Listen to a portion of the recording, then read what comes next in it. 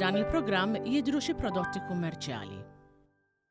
Primetime Preview qed jiġi mossal lilkom grazzi għal United Colors of Benetton. Fior di vita.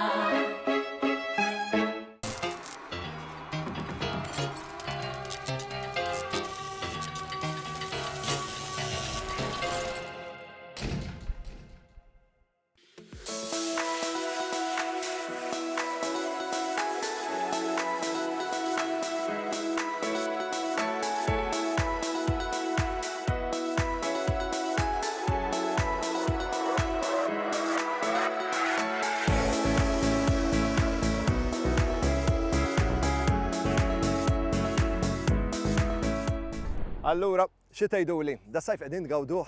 Jiena grazzi għal dawn l-episodji qed niskopri ħafna rkejjen fejn nista' mmurnhom. Irkejjen li ma kontx naf bihom, irkejjen speċjali. Forsi l-fatt li qegħdin fin-natura, mhux żviluppati, mhux daqshekk popolari, jagħmilhom iktar speċjali.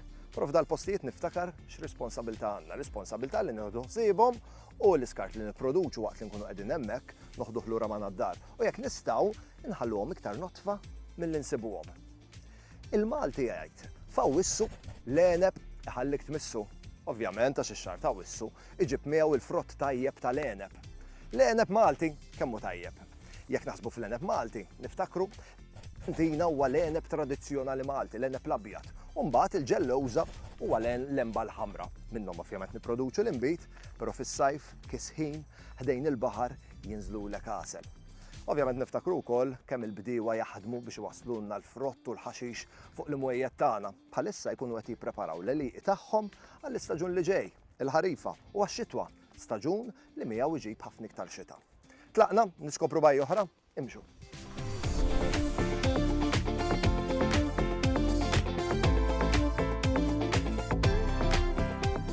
Inkomplu niskopru iktar żoni sbieħ tal-hawn li għandna f'pajjiżna. Din il-ġimgħa ser naqbad it-triq lejn in-naħa t'isfel ta' Malta. Ħammorru f'żona tal-hawn li grazzi għal kelb Jack Russell saret magħrufa mad-dinja kollha. Ħammorru St. Peter's Pool.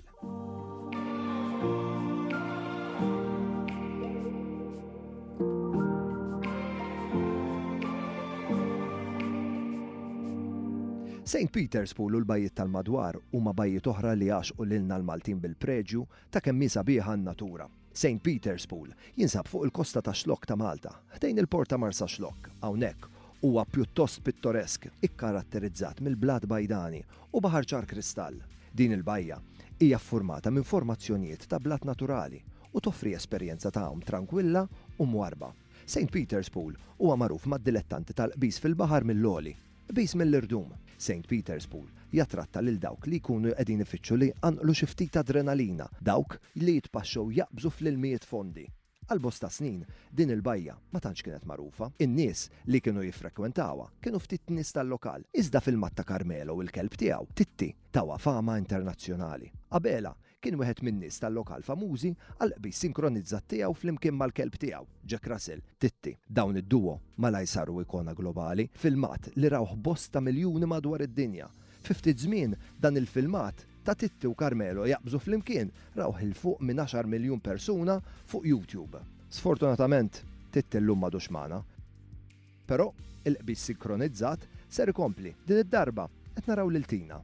Fil-madwar insibu ħafna iktar bajjiet fejn inti tista' tgawdi hawn friska, baħar font, u jekk inkomplu mexxin il-ġewwa, insibu l-akwati tal-ħofra żgħira u l-ħofra l-kbira li jmissu mal-kalanka, jew kif komunament magħrufa xrop laġin.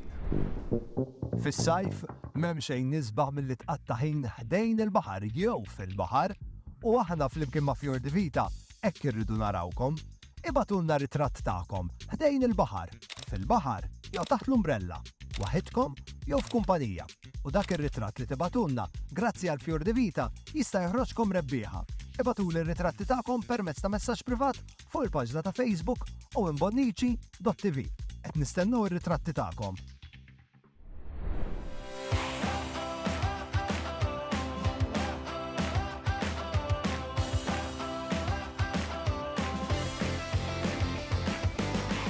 Waqt Fl-edizzjoni ta' dan is-sajf tal-kampanja Saving Our Blue, organizzata mill-Ministeru għall-Ambjent, l-Enerġija u l-Intrapriża, fuq numru ta' bajjiet Maltin saru attivitajiet edukattivi fejn il-poplu kien mistieden biex ikabbar l-arfin tiegħu dwar l-ambjent marittimu tagħna u kif nistgħu nipproteġuh. Wieħed mill-isbaħ fatti ta' dawn l-attivitajiet kien il-fatt li l-pubbliku ġenerali attenda biħġaru u ura interess kbir biex isir jaf iktar dwar il-meravilji li għandna fl-ibħra tagħna u iktar x'jista' jagħmel biex jipproteġi l-ibħra Maltin. Bil-Malti jgħidu taf kemm taf qatt ma taf biżejjed u veru għax kull sezzjoni li kienna hawnhekk ma' Saving Our Blue dejjem tal-lim ħaġa ġdida jien. U daqqa fuq it-turtleness u fuq kif tissepara dejjem kien hawn xi ħaġa interessanti. U l-iktar ħadd peċi li bit-tfal tara il-ħeġġa tagħhom biex jitalmu u kemm jafu x'għandhom x'jagħmlu biex jieħdu ħsieb l-ambjent.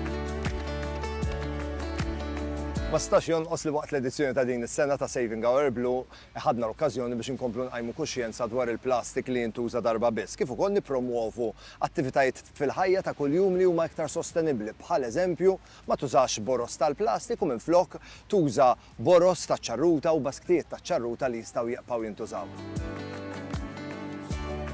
Mela jiena nħeġġeġ lil kulħadd biex jingħaqad magħna għall-għeluq uffiċjali tal-kampanja Saving Our Blue li ser issir fit-8 ta' Settembru fil-Bajja Sabiħa ta' Birżebbuġa.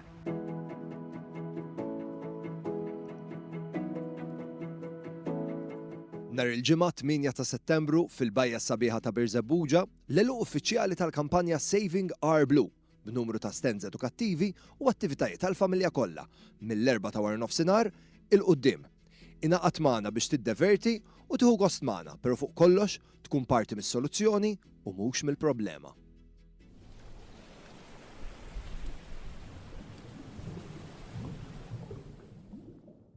Primetime Preview qed jiġi mossal lilkom grazzi għal United Colors of Benetton. Fior di vita. F'dan il-programm deru xi prodotti kummerċjali.